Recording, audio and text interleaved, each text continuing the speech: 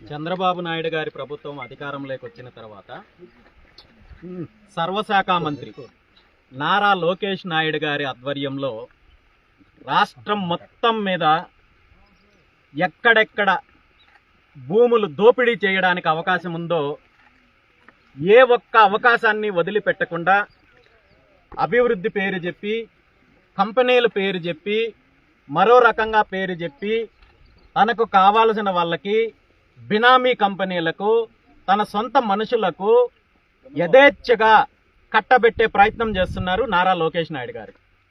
ఈ మధ్య విశాఖపట్నంలో ఆయన నేరుగా స్టేట్మెంట్ కూడా ఇవ్వడం జరిగింది.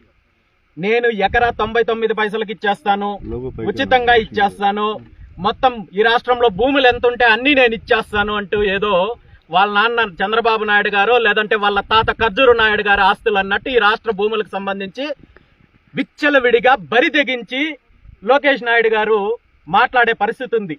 ఈరోజు రాష్ట్రంలో ఉన్న రైతులకు సంబంధించిన భూములు బలవంతంగా లాక్కుంటున్నారు. అదేవిధంగా దేవాదాయ భూములు దోపిడీ చేస్తున్నారు, మఠానికి సంబంధించిన భూములు దోపిడీ చేస్తున్నారు, అటవీ భూములు దోపిడీ చేస్తున్నారు.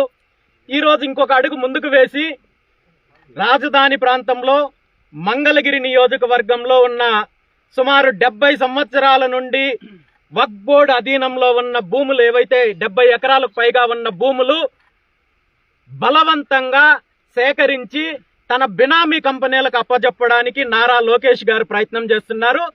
దీనిని వ్యతిరేకిస్తున్న వక్ఫ్ బోర్డు కమిటీ కావచ్చు, అదేవిధంగా అంజుమాన్ కమిటీ కావచ్చు, వాళ్లకున్న అధికారాలు కావచ్చు, వాళ్లకున్న హక్కులతోటి గతంలో వక్ఫ్ బోర్డు దీన్ని వ్యతిరేకించి నిర్ణయం తీసుకున్నప్పటికీ కూడా ఆ నిర్ణయానికి విరుద్ధంగా గుంటూరు జిల్లా కలెక్టర్ గారు గత నెల 19వ తేదీన నోటిఫికేషన్ ఇవ్వడం అనేది చాలా దుర్మార్గమైన చర్య.